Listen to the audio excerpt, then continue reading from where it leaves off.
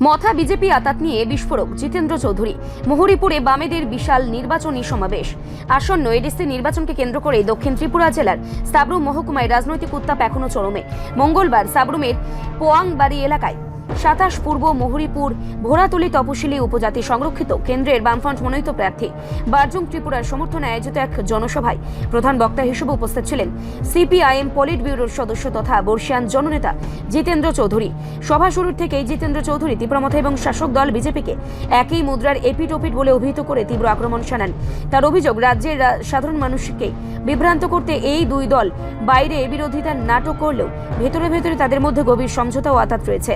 বক্তব্য রাখতে গিয়ে জিতেন্দ্র চৌধুরী বলেন, তীব্রমথা সুপ্রিমো এক বিশেষ কৌশলের মাধ্যমে পাহাড়ের মানুষকে আবেগকে হাতিয়ার করে আসলে বিজেপির হাত শক্ত করছেন। তিনি দাবি করেন, জনজাতিদের প্রকৃত উন্নয়ন বা অধিকার রক্ষার পরিবর্তে মথার প্রধান লক্ষ্য হয়ে দাঁড়িয়েছে বামফ্রন্টকে ঠেকানো এবং বিজেপিকে ক্ষমতার অলিন্দে বসিয়ে রাখা। তার মতে মথা এবং বিজেপি এই গোপন মধুচন্দ্রিমার ফলে রাজ্যের জনজাতি সমাজ আজ চরম বঞ্চনার শিকার।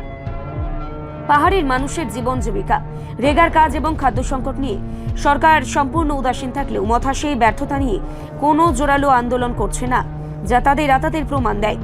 জিতেন্দ্র চৌধুরী সভায় উপস্থিত ভোটারদের উদ্দেশ্যে আহ্বান জানিয়ে বলেন, বিভাজনের রাজনীতি থেকে বেরিয়ে এসে ঐক্যবদ্ধভাবে এই অশুভ শক্তিকে পরাস্ত করতে হবে। তিনি বাম আমলের কথা স্মরণ করিয়ে দিয়ে বলেন, পাহাড়ের শান্তি এবং এডিসি প্রকৃত ক্ষমতায়ন কেবল বামপন্থীদের মাধ্যমে সম্ভব। প্রার্থীর পক্ষে ভোট চেয়ে তিনি আরও বলেন যে বারজুং ত্রিপুরায় জয় নিশ্চিত করার অর্থ হল জনজাতিদের অধিকার পুনরুদ্ধারের লড়াইকে আরও শক্তিশালী করা। এদিনের সভায় বাম কর্মী সমর্থকদের স্বতঃস্ফূর্ত উপস্থিতি ছিল চোখে পড়ার মতো। জনসভার মেজাজ থেকে স্পষ্ট যে সাবরুম মহকুমায় এবারে নির্বাচনের লড়াই হতে যাচ্ছে অত্যন্ত হাড্ডাহাড্ডি।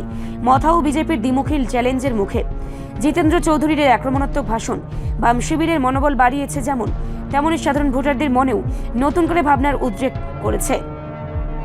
এখন দেখার বিষয়, পাহাড়ের মানুষ এই তথাকথিত থানসার নাটক নাকি বামেদের বিকল্প পথের উপর আস্থা রাখে। সব মিলিয়ে পোয়াং বাড়ির এই সভা নির্বাচনী সমীকরণে বড়সড় ইঙ্গিতের পরিবর্তনের ইঙ্গিত দিচ্ছে।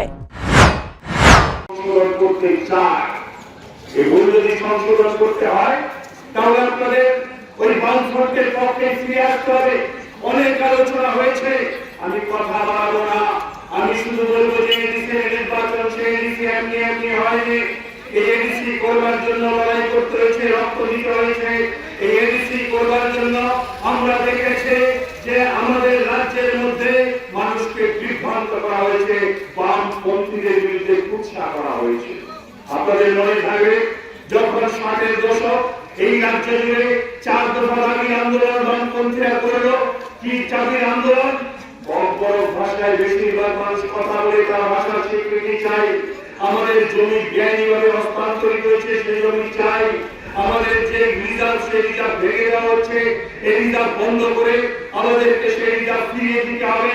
এবং সর্বোপরি উপজাতিদের একটা রক্ষা কবচ। কেন দরকার হলো রক্ষা কবচ?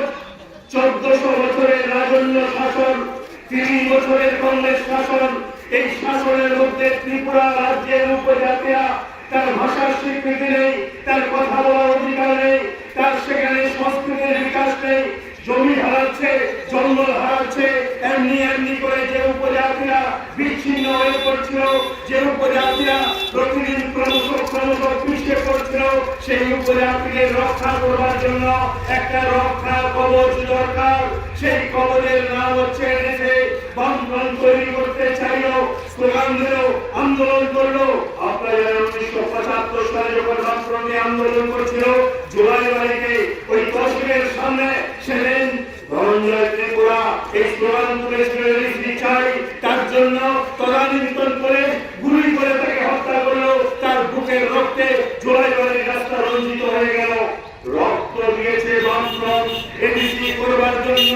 আপনারা জানেন, এডিসি করবার জন্য যখন 78 সালে প্রস্তুত হয়েছে বামফ্রন্ট সরকার তৈরি করে, 79 সালে আমরা সরকার করে আমরা সিদ্ধান্ত নির্বাচন করব।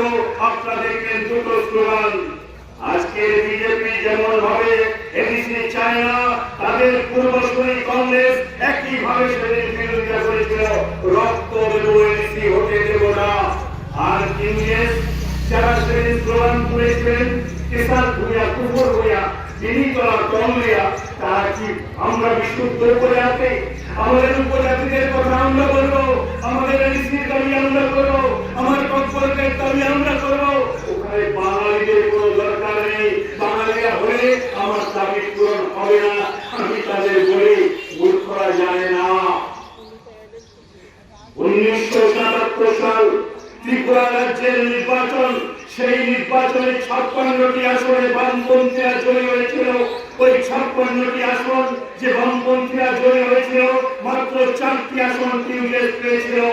আর সেই বিধানসভায় বসে যখন সিদ্ধান্ত গ্রহণ করা হচ্ছে আমাদের রাজ্যে ষষ্ঠ তফসিল মোতাবেক এডিসি করতে হবে, সেদিন বামফ্রন্টের 43 জন বিধায়ক ছিলেন যারা বাঙালি, তারা একবারতে বলেছিলেন উপজাতিদের রক্ষা করার জন্য এডিসি চাই।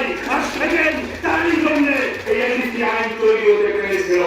43 জন বাঙালি, বামপন্থীদের কাছে বাঙালি উপজাতি আলাদা না, তাদের কাছে সবচেয়ে গুরুত্বপূর্ণ যে জাতি এ রাজ্যের সংখ্যাগরিষ্ঠ ছিল তারা পিছিয়ে পড়ছে, তাদেরকে রক্ষা করতে হবে। আর তাদের রক্ষা করতে গেলে এডিসি তৈরি করতে হবে আমাদের দেশের সংবিধান মতো। আর যখন এই বিধানসভায় পাস হলো, আমরা ইলেকশন করার জন্য প্রস্তুতি গ্রহণ করলাম, সেদিন আপনারা জানেন 80 সালে দাঙ্গা করে আমাদেরকে পিছিয়ে দেওয়া হলো।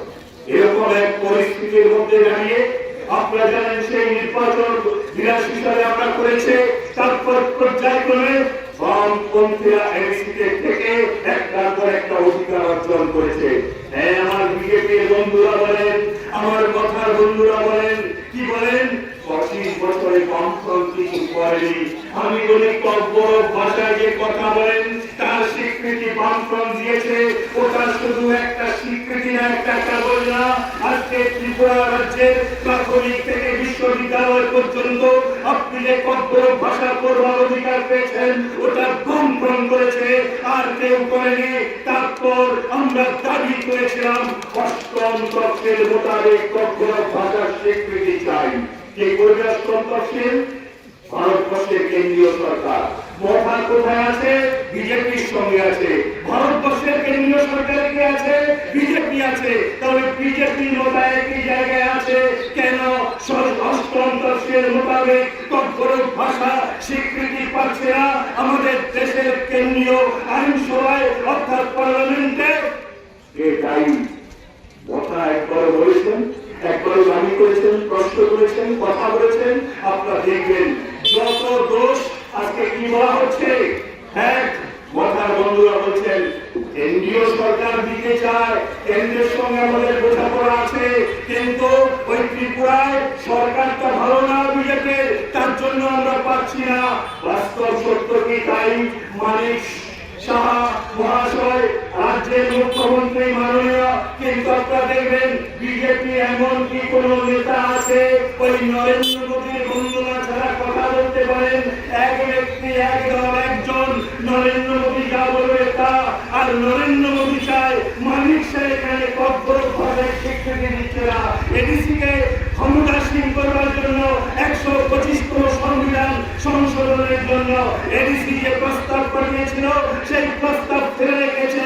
কতটা হিম্মত আছে মানিক শাহ? 1 সেকেন্ড থাকতে পারবে না অমিত শাহ অথবা নরেন্দ্র মোদী যদি চায়। আসলে দিল্লি সরকারটা বিজেপি ত্রিপুরা রাজ্য না, গোটা দেশে উপজাতিদের বিরুদ্ধে।